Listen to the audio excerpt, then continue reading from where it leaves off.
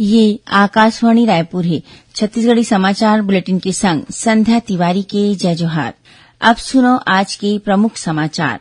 केंद्रीय जनजाति कार्य मंत्रालय डहर ले जनजाति भाषा बर भारत के पहली एआई संचालित अनुवादक आदिवाणी के बीटा संस्करण लॉन्च करेगी।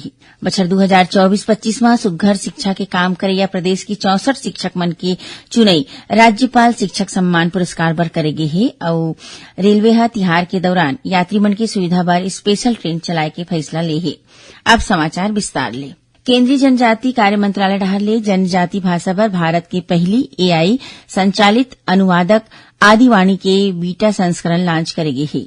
केंद्रीय जनजाति कार्य राज्य मंत्री दुर्गादास उइके ह काली नई दिल्ली में राखेगे जनजाति गौरव बछर समारोह के तहत ये ऐप के शुभारंभ करिन। ये मौका में श्री उइके कहिनी कि आदिवाणी ऐप जनजाति क्षेत्र में भाषाई और शैक्षिक परिदृश्य ला बदले में सुघ्घर भूमिका निभाही। ये ऐप आदिवासी और गैर आदिवासी समुदाय के बीच गोठ बात के सुघ्घर माध्यम साबित होही। बछर 2024-25 में सुघ्घर शिक्षा के काम करैया प्रदेश के 64 शिक्षक मन के चुनाई राज्यपाल शिक्षक सम्मान पुरस्कार बर करेगे है। ये शिक्षक मन ला राज्यपाल रमेन डेका ह अवैया 5 सितंबर के शिक्षक दिवस के मौका में सम्मानित करही। स्कूल शिक्षा विभाग ले मिली खबर के मुताबिक चयनित शिक्षक मन में प्राचार्य एलबी, प्रधान पाठक, व्याख्याता एलबी और सहायक शिक्षक एलबी समेत अन्य श्रेणी के शिक्षक मन शामिल है। रेल मंत्री अश्विनी वैष्णव के मौजूदगी में भारतीय रेलवे और भारतीय स्टेट बैंक एसबीआई के बीच एक समझौता में हस्ताक्षर करेगी है। ये मौका में रेलवे बोर्ड के अध्यक्ष सतीश कुमार और एसबीआई के अध्यक्ष सीएस शेट्टी घलो मौजूद रही। एमओयू के तहत एसबीआई में खाता रखैया रेलवे कर्मचारी बर बीमा कवरेज में बढ़ोतरी करेगी है। आकस्मिक मौत होए के स्थिति में बीमा लाभ ला बढ़ा के 1 करोड़ रुपया कर देगे है। समझौता के तहत एसबीआई में खाता खोले रेलवे कर्मचारी अब बिना कोनो प्रीमियम के भुगतान करे या फिर मेडिकल जांच के 10 लाख रुपया के प्राकृतिक मौत बीमा कवरेज के पात्र होही। एकर संगे संग रेलवे कर्मचारी मन ला हवाई दुर्घटना में मौत होए में 1 करोड़ 6 लाख रुपया और रुपे डेबिट कार्ड में 1 करोड़ रुपया तक के उपराहा लाभ मिलही। दुर्घटना के स्थिति में रेलवे कर्मचारी मन ला स्थायी पूर्ण विकलांगता में 1 करोड़ रुपया और आंशिक विकलांगता में 80 लाख रुपया तक के व्यक्तिगत दुर्घटना बीमा के फायदा दे जाही। छत्तीसगढ़ विधानसभा में नेता प्रतिपक्ष डॉक्टर चरणदास महंत मुख्यमंत्री विष्णुदेव साय ला चिट्ठी लिख के कहिने कि एसडीआरएफ और एनडीआरएफ निधि ले प्रभावित परिवार ला मुआवजा और पुनर्वास सहायता जल्दी दे जाए। उमन कहिने कि फसल हानि, मकान क्षति और जन हानि के सर्वे करा के आर्थिक मदद दे के संगे संग बाढ़ प्रभावित क्षेत्र मन में स्वास्थ्य शिविर और जरूरी दवाई की व्यवस्था करे जाए। बाढ़ग्रस्त बस्तर संभाग में विशेष राहत दल भेजे जाए। डॉक्टर महंत कहिने कि राष्ट्रीय आपदा प्रबंधन अधिनियम और भारत सरकार के दिशा निर्देश के मुताबिक ऐसा मौका में प्रभावित परिवार मन ला तुरते राहत और उचित मुआवजा दे जाना चाहिए। बिहार के दरभंगा में प्रधानमंत्री नरेंद्र मोदी पर कथित रूप ले करेगी आपत्तिजनक टिप्पणी के विरोध में छत्तीसगढ़ भाजपा महिला मोर्चा के कार्यकर्ता आज रायपुर स्थित कांग्रेस मुख्यालय राजीव भवन के घेराव करे बर निकलिन। फिर पुलिस प्रदर्शनकारी मन ला राजीव भवन तक पहुंचे के पहली रोक दिस। ये दौरान पुलिस और कार्यकर्ता मन के बीच थोड़ बहुत झुमा झटकी घलो होइस। एखर पहली भाजपा महिला मोर्चा डहर ले बीटीआई मैदान में आम सभा के आयोजन करेगी। ये दौरान भारतीय जनता पार्टी के प्रदेश अध्यक्ष किरण सिंह देव, भाजपा के राष्ट्रीय उपाध्यक्ष सरोज पांडे, सांसद रूप कुमारी चौधरी, कमलेश जांगड़े, महिला मोर्चा के अध्यक्ष विभा अवस्थी, रायपुर महापौर मीनल चौबे, अंबिकापुर महापौर मंजूषा भगत और हस्तशिल्प बोर्ड के अध्यक्ष शालिनी राजपूत समेत बड़ संख्या में महिला मोर्चा के कार्यकर्ता मौजूद रही। सभा ला राष्ट्रीय उपाध्यक्ष सरोज पांडे संबोधित करीन। उन्हें सभा ला संबोधित करत हस्तशिल्प बोर्ड के अध्यक्ष शालिनी राजपूत कहिने कि महिला मन के सम्मान होना चाहिए।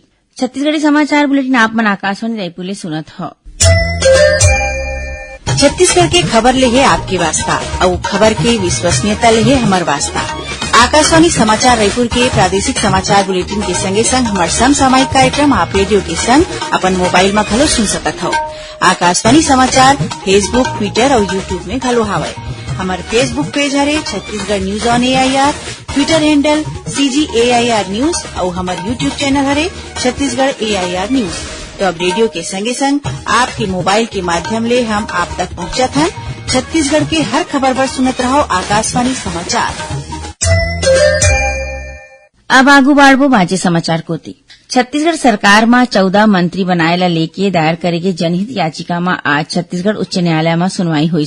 ये सुनवाई मुख्य न्यायाधीश रमेश सिन्हा की अगुवाई वाले डिवीजन बेंच करीन। ये याचिका में मंत्रिमंडल में 14 मंत्री की संख्या ला असंवैधानिक बतावत 14वां मंत्री ला बर्खास्त करे के मांग करे है। आज हुई सुनवाई में राज्य शासन हा अपन पक्ष राखीन। शासन कोती अधिवक्ता मन हा बताइन है कि मंत्रिमंडल की सीमा तय करे ले जुड़े मामला सुप्रीम कोर्ट में लंबित हवय। एमा मुख्य न्यायाधीश कहिने कि जब ये मामला सुप्रीम कोर्ट में लंबित हवय त एकर फैसला उन्हें होना चाहिए। एमा याचिकाकर्ता अदालत ले 2 हफ्ता के बेरा मांगत कहिन है कि ये दौरान हम सुप्रीम कोर्ट ले ओ मामला में फैसला या कोनो दिशा निर्देश ले आनबो, तब तक याचिका ला खारिज झन करे।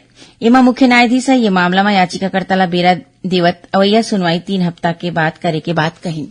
वाणिज्य उद्योग मंत्री रखनलाल देवांगन हा आज मंत्रालय में विभागीय कामकाज की समीक्षा करीन। बैठका में श्री देवांगन हा रायपुर के उरला में 39 करोड़ रुपया के लागत ले बनत प्रदेश के पहली प्लास्टिक पार्क निर्माण की जानकारी लीन और 30 अक्टूबर तक पूरा करे के निर्देश अधिकारी मन ला दीन। ओमन प्रदेश में 4 नवा स्मार्ट इंडस्ट्रियल एरिया के काम जल्दी शुरू करे बर कहीं। एमा जांजगीर चांपा जिला के सीलादेही, बिर्रा गांव, राजनांदगांव जिला के ग्राम विजेतला, नवा रायपुर में प्रस्तावित फार्मास्यूटिकल पार्क और बस्तर जिला के नियानार गांव शामिल है। बैठका में उद्योग मंत्री हा निर्धारित समय सीमा में उद्योग स्थापित नहीं करैया मामला में नोटिस के बाद भू निरस्तीकरण की कार्यवाही करे के निर्देश दी। रेलवे हा तिहार के दौरान यात्री मन की सुविधा बर स्पेशल ट्रेन चलाए के फैसला ले हे। एखर तहत दुर्ग और सुल्तानपुर के बीच रेलवे प्रशासन डहार ले 2 फेरा बर फेस्टिवल स्पेशल गाड़ी चलाए जाही। ये गाड़ी दुर्ग ले 13 सितंबर ले लेके 29 नवंबर तक हरेक शनिचर के सुल्तानपुर पर रवाना होही। उन्हें 14 सितंबर ले 30 नवंबर तक हर इतवार के सुल्तानपुर ले दुर्ग बर चलही। उन्हें अक्टूबर महीना में दिवाली के मौका में दुर्ग और पटना के बीच दिवाली स्पेशल ट्रेन चलाई जाही। ये गाड़ी गोंदिया ले 19 अक्टूबर और पटना ले 20 अक्टूबर के चलही। रेलवे प्रशासन छठ पूजा के मौका में गोंदिया और पटना के बीच 2 फेरा बर छठ पूजा स्पेशल गाड़ी चलाए के फैसला ले है। ये गाड़ी गोंदिया ले 23 और 24 अक्टूबर के संगे संग पटना ले 24 और 25 अक्टूबर के चलही। मौसम विभाग अवैया 24 घंटा के दौरान रायपुर और दुर्ग संभाग में गरज चमक के संग भारी वर्षा होए के चेतावनी देही। उन्हें प्रदेश के कुछ एक जगह में गाज गिरे के आशंका जताई गई है। मौसम विभाग के मुताबिक एक निम्न दाब के क्षेत्र उत्तर पश्चिम बंगाल के खाड़ी के ऊपर बने हैं। एखर अवैया 24 घंटा में और ज्यादा प्रबल होके ओडिशा कोती बाढ़े के संभावना हवय। उन्हें मानसून द्रोणिका बीकानेर, जयपुर, दतिया, सीधी, झारसुगड़ा, पुरी उत्तर पश्चिम बंगाल के खाड़ी में स्थित निम्न दाब के केंद्र तक बने हैं। एखर असर ले काली प्रदेश के अधिकांश जगह में हल्का ले मध्यम वर्षा हो सकत है। अब थोड़किन समाचार सार में। राजधानी रायपुर में काली तीजा मिलन समारोह के आयोजन करे जाही। मुख्यमंत्री विष्णुदेव साय और विधानसभा अध्यक्ष डॉ रमन सिंह समारोह के माई पहुना होही। सुकमा जिला में माओवादी मन हा 2 झीन ग्रामीण मन के हत्या कर दे है। ये घटना ला माओवादी मन हा सिरसिट्टी पंचायत के नंदापारा में अंजाम दीन है। पुलिस मामला के जांच शुरू कर दे है। महासमुंद जिला के कोमाखान पुलिस गांजा तस्करी के मामला में 2 झीन आरोपी मन भिलाई ले गिरफ्तार करे है। आरोपी मन के तिल्ले 22 किलो गांजा जब्त करे गे है, जेकर कीमत करीबन 3,33,000 रुपया बताए गए है। और जांजगीर चांपा जिला के सेमरा गांव में ट्रैक्टर के चपेट में आए ले फटफटी में बैठे 4 झीन लइका मन घायल हो गए, जेमा ले 2 झीन की स्थिति गंभीर बने हवे। आखिर में प्रमुख समाचार एक घाव फेर। केंद्रीय जनजाति कार्य मंत्रालय डहार ले जनजाति भाषा बर भारत के पहली एआई संचालित अनुवादक आदिवाणी के बीटा संस्करण लॉन्च करेगी।